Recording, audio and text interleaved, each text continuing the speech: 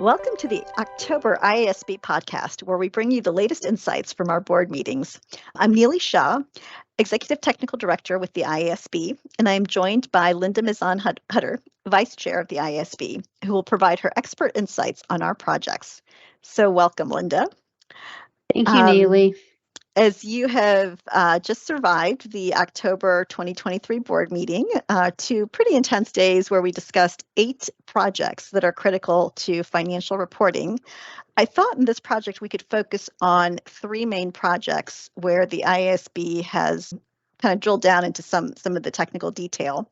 The first is the project on IFRS 9 and some potential amendments to classification and measurement requirements. The second is the equity method of accounting, and the third is the IFRS for SMEs Accounting Standard. Does that work for you? Absolutely. Okay, so why don't we start with IFRS 9? And maybe before we get into what the IASB discussed, can you provide a little bit of background about where this project came from? Sure, happy to do that.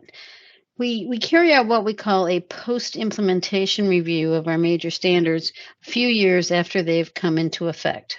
So why do we do that, you might ask?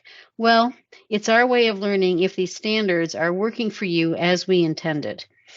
The board is splitting the post-implementation review of IFRS 9 into 3 parts.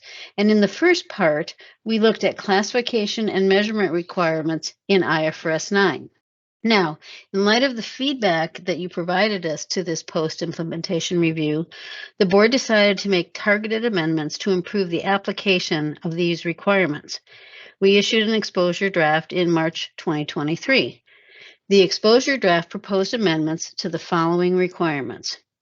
First, assessing contractual cash flow characteristics of financial assets, including those with environmental, social, and governance, or what are typically called ESG-linked features, and their related disclosures.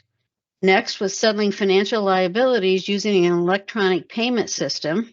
And finally, disclosures about investments in equity instruments designated at fair value through other comprehensive income. In this month's meeting, we discussed the feedback we received on the exposure draft about the first point I mentioned, contractual cash flow characteristics of financial assets. The reason this matters is these cash flow characteristics drive the classification and measurement of financial assets, such as financial assets with ESG-linked features, in deciding whether it's amortized cost or fair value through profit or loss. The feedback was generally supportive of the IASB's proposed application guidance, with some comments for improvements in the details. The review of your feedback is still ongoing, and we're committed to digesting your insights in our upcoming board meetings. The next big step would be to publish the final amendment in the first half of 2024. So stay tuned for further updates on this project. Thanks, Linda. So let's now turn our attention to the second project we wanted to discuss today, and that is the project on the equity method of accounting. Linda, can I turn things back to you to remind our listeners about this project and what the board decided? Sure. So companies account for associates and joint ventures using the equity method of accounting in their financial statements. The equity method project is aiming to answer questions on how the equity method is applied in particular circumstances. Some examples include questions about the accounting for transactions that IAS 28 does not currently address. So for example, let's take a purchase of an additional interest in an associate. Suppose you're an investor who already owns a 25% interest. Now, you buy an additional 15%, and there are no requirements in the standard on how you measure that additional 15% investment. So the IASB will propose new requirements in this area. Another example is how to account for gains and losses in transactions between the company and its associates and joint ventures. Some companies eliminate the portion of the gain or loss for their share in the associate and joint venture, whereas others recognize the full gain or loss. To fix this inconsistency, the IASB will propose that investors recognize the whole gain when they sell anything to an associate, whether they sell an asset like a property or a subsidiary. In our July meeting, the IASB wrapped up the discussion of the application questions related to investments in associates. This month, we have decided the decisions made to date for associates can also be applied to other investments, such as those in joint ventures and subsidiaries, in the investor's separate financial statements. We are now working towards the publication of an exposure draft. Thanks, Linda. And we expect that exposure draft to come out in the second half of 2024. So stay tuned for that. Let's move on to the third project we wanted to discuss today, and that is our project on the IFRS for SMEs Accounting Standard, which is the standard for entities without public accountability. So these are companies that do not list their shares in the stock market or those that don't sell shares to the public. This accounting standard simplifies IFRS accounting standards, or what we call full IFRS, while still requiring useful information for the users of those financial statements. Now, just to provide a little bit of background on this project, many of our listeners will probably be familiar that this is our second comprehensive review of the IFRS for SMEs Accounting Standard. The standard was issued in 2009, and we did our first comprehensive review in 2015. For this second comprehensive review, we've conducted it in 3 stages. We first asked for views on how and whether the standard should be updated for changes that have been made to full IFRS. And then secondly, we published an exposure draft in September 2022 with proposed changes. Since then, we have been looking at the feedback to that exposure draft and are planning to issue our third edition of the IFRS for SMEs Accounting Standard in late 2024. Now, with that background, Linda, can you outline the decisions that the board made this week, as well as some other developments in this project? Absolutely. I'm happy to do that, Nili. The IASB discussed the recognition of development and borrowing costs by SMEs. The requirements in the IFRS for SMEs accounting standard for both these types of costs actually differ from those requirements in full IFRS accounting standards. Now, full IFRS accounting standards require entities to recognize development costs as assets if they meet specified recognition criteria. However, the same treatment is not permitted in the IFRS or SMEs accounting standard, meaning that all development costs incurred by SMEs are expensed. This treatment is required for SMEs because at the time of developing the standard, SMEs were not considered to have the resources to assess whether development costs meet the recognition criteria in IAS 38, and information about capitalized development costs was considered to be of little benefit to users making lending decisions. Similarly, in full IFRS accounting standards, borrowing costs directly attributable to the acquisition, construction, or production of a qualifying asset are required to be capitalized as part of the cost of the asset. However, in the IFRS for SMEs accounting standard, entities must expense borrowing costs as incurred. The IASB received some feedback to the exposure draft requesting that it introduce an accounting policy option to capitalize or expense development costs and borrowing costs. However, the IASB had concerns that the option would introduce additional complexity into the standard. IASB members also had reservations about the benefits of information about capitalized costs and borrowing costs to users of SME financial statements. Consequently, the IASB decided not to change the existing recognition requirements. Thanks, Linda. So in addition to those decisions, the IASB also decided to publish a supplementary exposure draft, which will come out likely in the second quarter of 2024. Linda, can you tell us some more about that?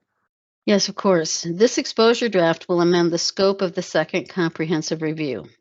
It will propose amendments to the IFRS for SMEs accounting standard to align it with the amendments to full IFRS accounting standards we issued earlier this year on supplier finance arrangements and the lack of exchangeability in foreign exchange rates. The supplier finance arrangements amendments give investors a more transparent picture of how these arrangements affect a company's liabilities and cash flows. The guidance on lack of exchangeability helps companies when there is a foreign currency that lacks exchangeability. So keep an eye out for this consultation in the second quarter of 2024. It's an excellent opportunity to share your insights with us. Thanks, Linda. So in this podcast, we've highlighted 3 projects from our recent board meeting. If you're interested in digging deeper into these topics or to learn more about the other projects that we discussed, please visit our website. So as we wrap up this month's podcast, I'd like to draw your attention to 4 projects currently in the balloting process. For those unfamiliar with this term, balloting is the drafting, reviewing, and approval process to make sure that standards and consultation documents are well written and that they accurately reflect decisions made by the board. 2 of these 4 projects are set to become new accounting standards in the first half of 2024. They are the Primary Financial Statements Project, which will become IFRS 18, and the Subsidiaries Without Public Accountability Disclosures Project, which will become IFRS 19. Meanwhile, the other 2 projects will be issued as exposure drafts, and those projects are the Financial Instruments with Characteristics of Equity, with the exposure draft coming out in November, and the Business Combinations Disclosure, Goodwill, and Impairment Project, with the exposure draft coming out in the first half of 2024. So that's it for projects, but before we sign off, let's take a few moments to discuss some of the stakeholder engagement that we've conducted in the past month and some engagements coming up. Linda, can you share some of the meetings we've held with our stakeholders since our September podcast? Sure. Since September, we've had meetings with our consultative group for standard setters, ASAF, and our consultative group for investors called CMAC. Towards the end of September, we also held our annual World Standard Setters Conference. At this conference, standard setters got an up-close look at the activities of both the IASB and the ISSB. We also ran detailed educational sessions on the 2 upcoming standards mentioned earlier, primary financial statements and subsidiaries without public accountability disclosures. We also repeated the deep dive into these standards at our recent Emerging Economies Group meeting in South Africa. This group brings together people who are interested in the practical implementation of IFRS accounting standards in emerging economies.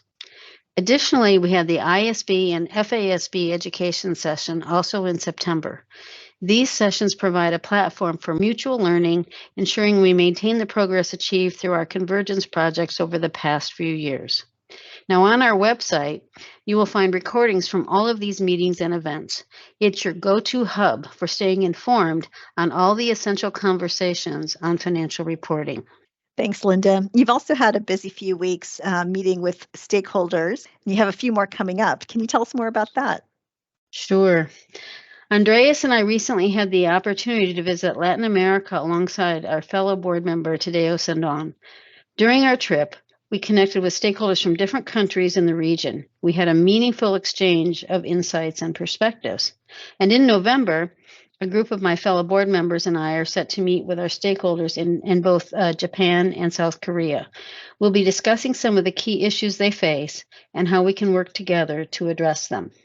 Thanks, Linda. Well, safe travels to Japan and Korea. And that's it for this month. Thank you for tuning in, and we hope you enjoyed hearing about the latest developments in financial reporting.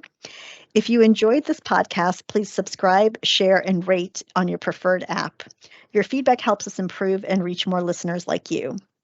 We hope you'll join us again next month for highlights from the November board meeting. Until then, take care and goodbye. Thank you.